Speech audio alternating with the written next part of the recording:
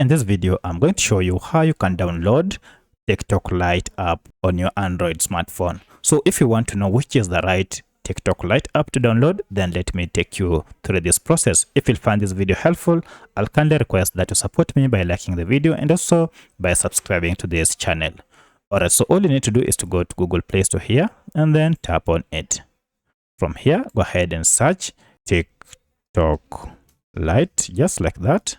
And here you can see we have this TikTok Lite app with a bolt next to it. So if you tap on it and open, you can see it has over 4.5 ratings from over 9 million reviewers, and it is currently around 19 MBs with over 1 billion downloads.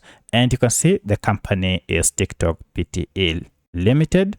That is the right version of TikTok Lite that is available for download. So to download and install it, go ahead and tap on install, and this will go ahead and download this app on your smartphone and then install it.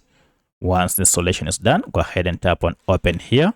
Alternatively, if you go back now to your apps, now you should be able to see your TikTok Lite app here. You can now proceed and open it to start using it on your phone.